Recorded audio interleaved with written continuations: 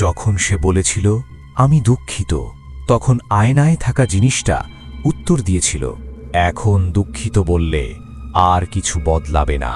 কারণ এটা এমন একটা ভুল যেটা করার পর একজন মেয়ে হারিয়েছে তার নিজের বোনকে, আর দুজন হারিয়েছে নিজের স্বাভাবিক জীবন। আর যেটা তারা ডেকেছিল ওটা কখনো চলে যায়নি, শুধু জায়গা বদলেছে। বাংলাদেশের এক শান্ত নির্জন গ্রাম, চারপাশে সবুজ, কিন্তু সেই সবুজের আড়ালে লুকিয়েছিল এমন কিছু যা কেউ চোখে দেখে না কিন্তু অনুভব করে। এই গ্রামেই থাকত লিসা। লিসা বয়স 22, চুপচাপ শান্ত, কিন্তু ভিতরে ভিতরে একটা আগুন জ্বলছিল, একটা ভালোবাসার আগুন যা কখনো পূর্ণ হয়নি। সে ভালোবাসত তার কাজিন আরিফকে। আরিফ ছিল সম্পূর্ণ আলাদা ধরনের ছেলে, শিক্ষিত, শান্ত, দায়িত্বশীল। লিসার ছোটবেলা থেকেই তার প্রতি একটা দুর্বলতা ছিল। শুরুতে এটা ইনোসেন্ট ছিল, কিন্তু সময়ের সাথে সাথে সেটা অবসেশনে পরিণত হয়।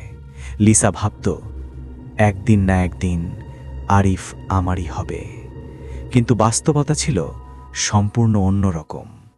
একদিন হঠাৎ খবর আসে আরিফের বিয়ে ঠিক হয়েছে। মেয়েটার নাম ছিল সাবিহা, শহরের মেয়ে, শিক্ষিত, নম্র। আরিফের পরিবার খুব খুশি, কিন্তু লিসার জন্য এটা ছিল একটা দুঃস্বপ্নের শুরু। পরিবারের সবাই জানত লিসা আরিফকে পছন্দ করে, কিন্তু তারা এটাকে গুরুত্ব দেয়নি, কারণ এটা সামাজিকভাবে গ্রহণযোগ্য না। আরিফ নিজেও কখনো লিসাকে সেইভাবে দেখেনি। বিয়ের দিন সবাই খুশি, আলো, গান, হাসি, কিন্তু এক কোণায় দাঁড়িয়ে লিসা সব দেখছিল। তার চোখে পানি ছিল না, কিন্তু ভিতরে ভিতরে সে ভেঙে যাচ্ছিল। সেই রাতেই তার ভিতরের ভালোবাসা ঘৃণায় পরিণত হয়। কয়েকদিন পর লিজা একা বসেছিল। তার মাথায় শুধু একটা চিন্তা, যদি সাবিহা না থাকত তাহলে সব ঠিক হয়ে যেত। এই একটা চিন্তাই তাকে এমন এক পথে নিয়ে যায় যেখান থেকে ফেরার রাস্তা নেই। গ্রামের বাইরে এক জঙ্গলের পাশে থাকত এক তান্ত্রিক, নাম করিম শাহ। লোকটা সম্পর্কে অনেক গুজব ছিল।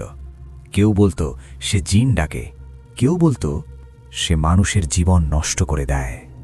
লিজা একদিন চুপচাপ সেখানে যায়। তান্ত্রিক তার দিকে তাকিয়ে হালকা হাসে, তুমি কাউকে সরাতে চাও, তাই না? লিজা অবাক হয়ে যায়। কিছু না বলেও লোকটা সব বুঝে ফেলেছে।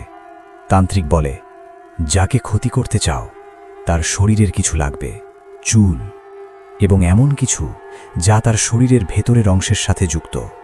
লিজা প্রথমে ভয় পায়, কিন্তু তারপর তার মাথায় শুধু একটাই নাম, আরিফ। কয়েকদিন পর লিজা সব কিছু জোগাড় করে ফেলে। একটা কাপড় যাতে রক্তের দাগ ছিল, আর কিছু চুল। সে এগুলো তান্ত্রিকের হাতে তুলে দেয়। রাত 2টো, তান্ত্রিক তার কাজ শুরু করে। মোমবাতি, অদ্ভুত দোয়া, অচেনা শব্দ, চারপাশের বাতাস ভারী হয়ে যায়। লিজা দাঁড়িয়ে সব দেখছিল। সে জানত না এই মুহূর্তে সে শুধু অন্য কারো জীবন না, নিজের জীবনও ধ্বংস করে ফেলছে। হঠাৎ তান্ত্রিক থেমে যায়। তার মুখে অদ্ভুত এক ভয়। তুমি ঠিক জিনিস এনেছ তো? লিসা একটু কেঁপে ওঠে। হ্যাঁ। তান্ত্রিক আবার কাজ শুরু করে, কিন্তু সেই রাত থেকেই সবকিছু বদলে যেতে শুরু করে। প্রথমে সমস্যা শুরু হয় লিসার বড় বোন নাজিয়ার। সে হঠাৎ অদ্ভুত আচরণ করতে থাকে। রাতে চিৎকার, নিজের সাথে কথা বলা, আয়নায় তাকিয়ে হাসা। কয়েকদিনের মধ্যে নাজিয়া প্রায় অর্ধ পাগল হয়ে যায়। সে বলে, ওরা আমার সাথে কথা বলে, ওরা আমাকে ছাড়বে না। এদিকে আরিফের স্ত্রী সাবিহারও সমস্যা শুরু হয়। একই রকম লক্ষণ, একই ভয়, একই আতঙ্ক। এখানেই আসল রহস্য শুরু। রাত। গ্রামের রাতগুলো সাধারণত শান্ত হয়। দূরে ঝিঁঝি পোকার শব্দ, হালকা বাতাস, আর মাঝে মাঝে কুকুরের ডাক। কিন্তু সেই রাতগুলো এখন আর আগের মতো নেই। নাজিয়ার ঘরের সামনে দাঁড়ালে মনে হতো ভেতরে যেন কেউ হাঁটাহাঁটি করছে। ধীরে ভারী পায়ের শব্দ, ঠক ঠক ঠক, কিন্তু দরজা খুললে কেউ নেই। এক রাতে নাজিয়া আয়নার সামনে বসেছিল। ঘরের আলো অল্প, একটা কাঁপা বাতি যেটা বারবার ফ্লিকার করছিল। সে নিজের দিকে তাকিয়েছিল, কিন্তু হঠাৎ তার চোখের মণি ধীরে ধীরে উপরের দিকে উঠে যায়। তার ঠোঁটে একটা অস্বাভাবিক হাসি ফুটে ওঠে। তুমি ভুল করেছ। কিন্তু এই কণ্ঠটা নাজিয়ার ছিল না। লিসা প্রথমে এসবকে কোইন্সিডেন্স ভেবেছিল, কিন্তু এক রাতে সে নিজের ঘরে ঘুমাচ্ছিল। হঠাৎ তার মনে হলো তার বিছানার পাশে কেউ দাঁড়িয়ে আছে। সে চোখ খুলতে চাইল, কিন্তু পারছিল না। শরীর পুরো জমে গেছে। তার কানে একটা শব্দ ভেসে এলো, আমরা এসে গেছি। তার নিঃশ্বাস বন্ধ হয়ে আসছিল। অন্যদিকে সাবিহা, আরিফের স্ত্রী, সে আগের মতো নেই।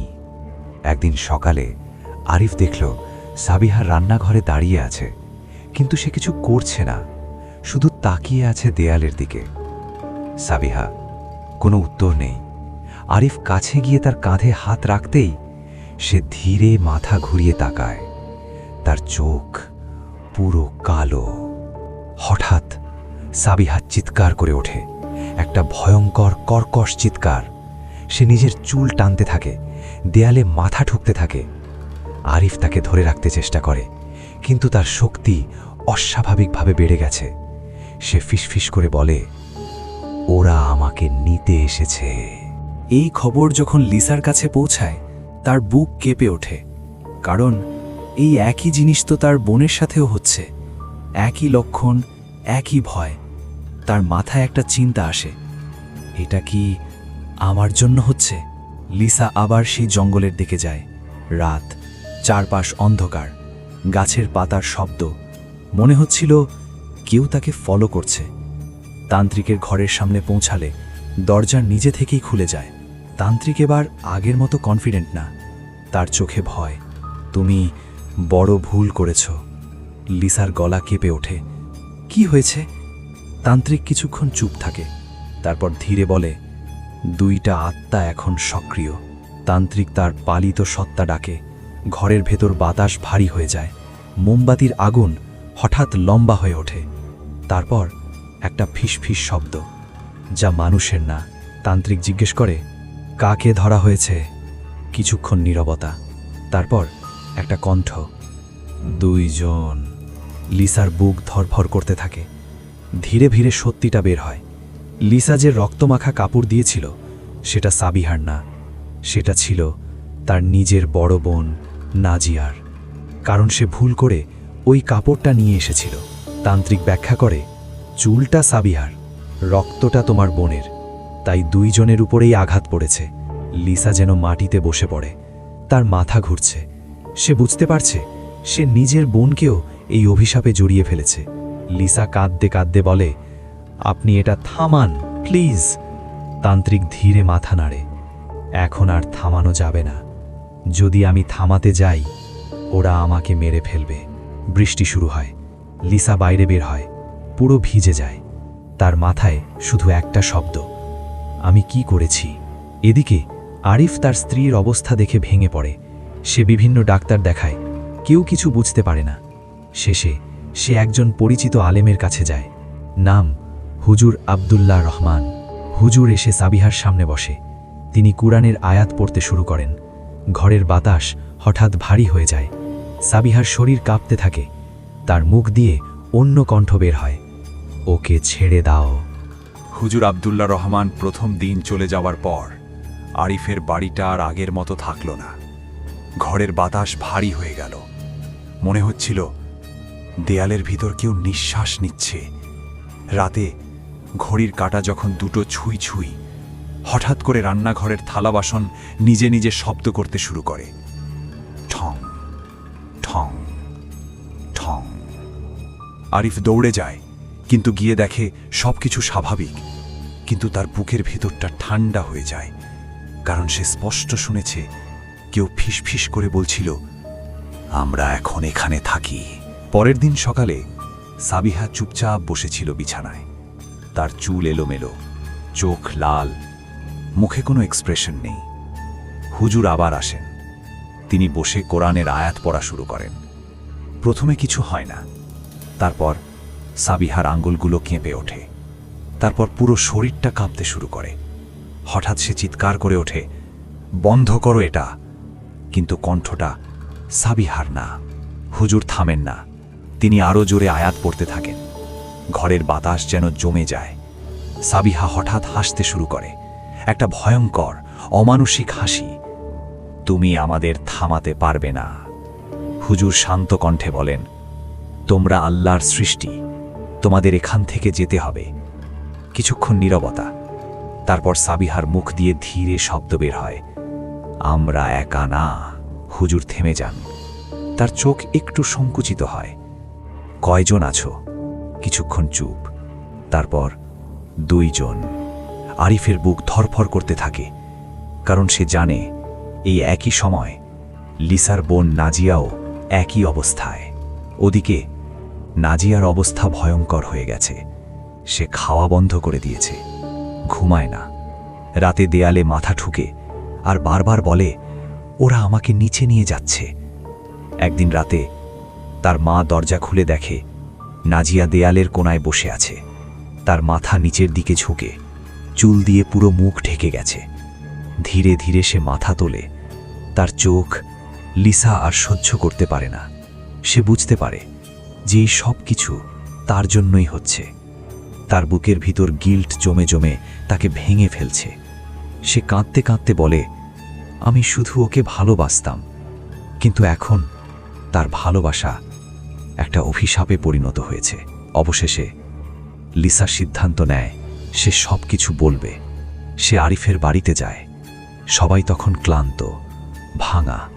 সে কাঁপা কণ্ঠে সব বলে দেয়, তান্ত্রিক জিনিসগুলো, ভুল, সব কিছু। ঘরের সবাই নিঃশব্দ হয়ে যায়। আরিফ ধীরে বসে পড়ে, তার চোখে পানি, কিন্তু সে কিছু বলে না। হুজুর আব্দুল্লাহ রহমান সব শুনে চুপচাপ থাকেন। তারপর বলেন, এটা এখন শুধু একটা সমস্যা না, এটা একটা যুদ্ধ। তিনি আরও কয়েকজন আলেমকে ডাকেন। পরের দিন তারা সবাই একসাথে আসেন। ঘরের সব জানালা বন্ধ করা হয়, চারপাশে পানি রাখা হয়। সবাই অজু করে বসে। তারপর একসাথে কোরআনের আয়াত পড়া শুরু হয়। ঘরের বাতাস হঠাৎ ভারী হয়ে যায়। মোমবাতির আগুন কাঁপতে থাকে। সাবিহা আর নাজিয়া 2 জনকেই আলাদা ঘরে রাখা হয়। হঠাৎ 2টো ঘর থেকেই চিৎকার ভেসে আসে।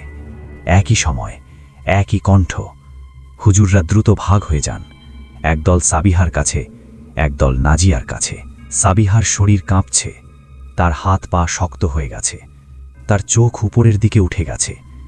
একজন হুজুর তার কানে আয়াত পড়েন। হঠাৎ সে চিৎকার করে ওঠে, আমরা তাকে ছাড়ব না। ওদিকে নাজিয়া দেয়ালে মাথা ঠুকতে থাকে। তার গলা দিয়ে অদ্ভুত শব্দ বের হয়। ঘরের ভিতর শব্দ বাড়তে থাকে। মনে হচ্ছিল দেয়ালগুলো কাঁপছে। হুজুররা আরও জোরে পড়তে থাকেন। একসময় সাবিহা হঠাৎ নিস্তেজ হয়ে যায়, কিন্তু নাজিয়ার ঘর থেকে এখনও চিৎকার আসছে। হুজুররা দৌড়ে যায়, কিন্তু নাজিয়া তখন মাটিতে পড়ে আছে। তার শরীর ঠান্ডা হয়ে গেছে। তার মা চিৎকার করে ওঠে। ঘরের বাতাস ভারী হয়ে যায়, সবকিছু থেমে যায়। হঠাৎ করে পুরো বাড়ি নিস্তব্ধ। সাবিহা ধীরে চোখ খোলে। সে কাঁপা কণ্ঠে বলে, আরিফ, সে বেঁচে গেছে। লিসা কোনায় বসেছিল, তার চোখ ফাঁকা। সে কিছু বলছে না, কারণ সে জানে যে এই মৃত্যুর জন্য সে দায়ী। কিছুদিন পর সবকিছু আবার শান্ত হয়ে যায়, কিন্তু লিসা আর আগের মতো নেই। রাতে সে ঘুমাতে পারে না, কারণ মাঝে মাঝে সে শুনতে পায় একটা কণ্ঠ, আমরা এখনো আছি। কিছু ভুল শুধু জীবন না, পুরো বাস্তবতাকেই বদলে দেয়। কয়েক সপ্তাহ কেটে গেছে। গ্রামের মানুষ ধীরে ধীরে স্বাভাবিক জীবনে ফিরেছে, কিন্তু যারা সেই রাতগুলো দেখেছিল তারা আজও ঠিকভাবে ঘুমাতে পারে না।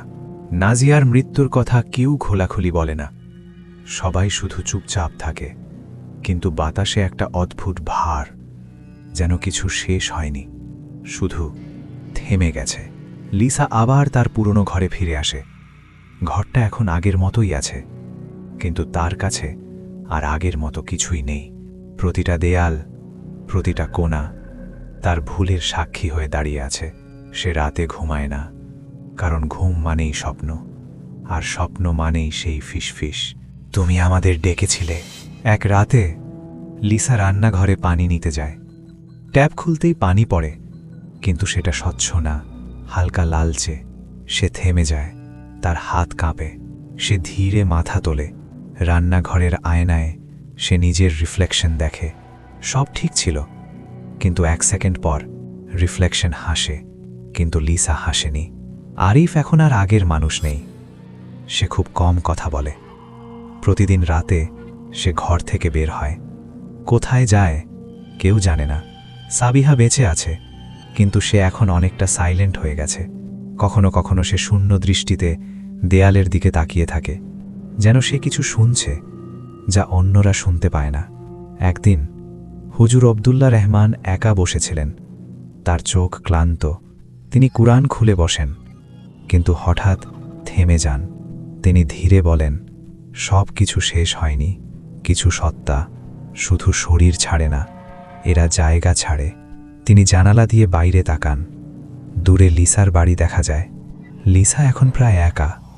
কেউ আসে না, কেউ কথা বলে না। সে নিজের সাথে কথা বলতে শুরু করে। একদিন সে আয়নার সামনে দাঁড়িয়ে থাকে। আস্তে বলে, আমি দুঃখিত। কিন্তু আয়নায় সে একা না। ধীরে মাথা নাড়ে, তার ঠোঁট নড়ে। দুঃখিত বললেই কি শেষ হয়? লিসা পেছনে সরে যায়। তার নিঃশ্বাস ভারী হয়ে আসে। আয়নায় রিফ্লেকশন আবার বলে, তুমি আমাদের ডেকেছিলে। লিসা হঠাৎ বুঝতে পারে এই সব শেষ হয়নি। কেউ চলে যায়নি, শুধু লুকিয়েছে। লিসা দৌড়ে ঘর থেকে বের হয়। বৃষ্টি শুরু হয়। বৃষ্টি এত তীব্র যেন আকাশও কাঁদছে। লিসা দৌড়াতে থাকে গ্রামের রাস্তায়। হঠাৎ তার পিছনে পায়ের শব্দ। সে থামে না, আরও জোরে দৌড়ায়, কিন্তু শব্দটা থামে না, বরং কাছে আসে। লিসা পড়ে যায় মাটিতে, কাদায় ভিজে যায়। সে পেছনে তাকায়, কেউ নেই। সে হাঁপাতে থাকে, ধীরে উঠে দাঁড়ায়।